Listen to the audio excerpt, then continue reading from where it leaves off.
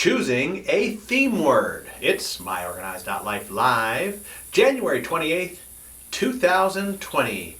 Well, looky. Someone got sick today. Oh, well, the show must go on, so we welcome you to myOrganized.life live. I'm John Hunt, and Leanne Thompson is out of the office today.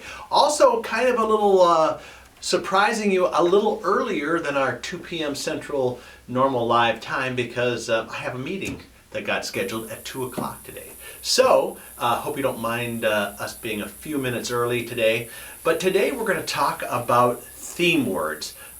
People this time of year like to talk about my word for the year is fill in the blank. We're seeing it on the blogs all over. And actually, in our podcast this week, which comes out tomorrow at 2 p.m. Central, 3 Eastern, noon Pacific, right here on Facebook, we talked with certified professional organizer Ellen DeLapp about how to choose a theme word. And let's listen to a little preview of that.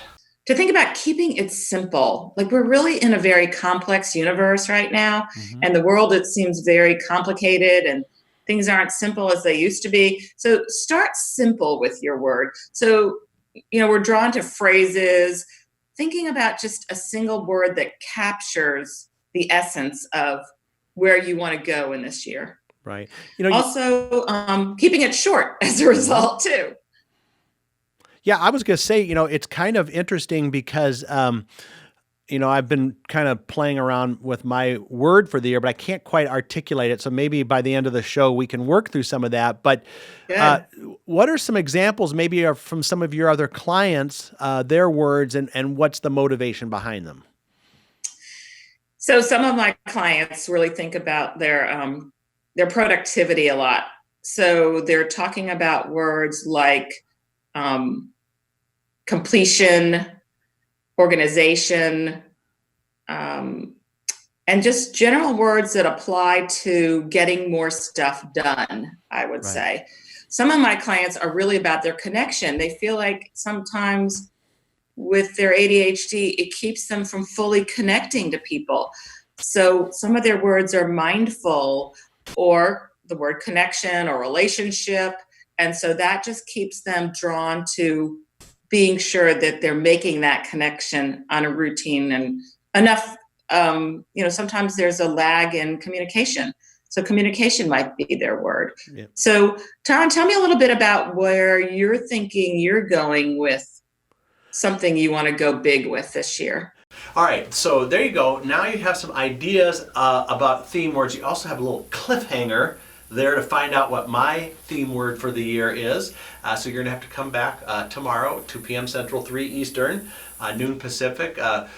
That's when we release the podcast here. Afterwards, it's put out on iTunes, over on YouTube, on the myOrganized.life vlog, and anywhere you can find podcasts. So you're going to make sure you want to watch that. This is actually the second part of a 2-part podcast on how to help people who have ADHD set goals for the new year. And part of this conversation we got on was setting up theme words for the year.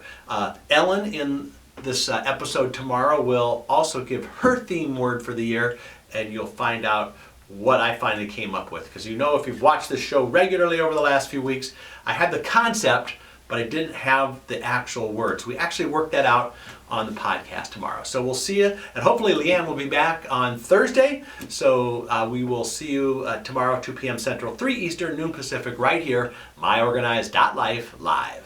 Get organized now at myOrganized.life. Need to turn those piles into files? We've got you covered. Hundreds of organizing products in a dazzling array of colors and sizes. There's an organizing solution for you. Shop online and they're delivered right to your office. Get organized now. Go to myOrganized.life. That's myOrganized.life. Get organized now at myOrganized.life.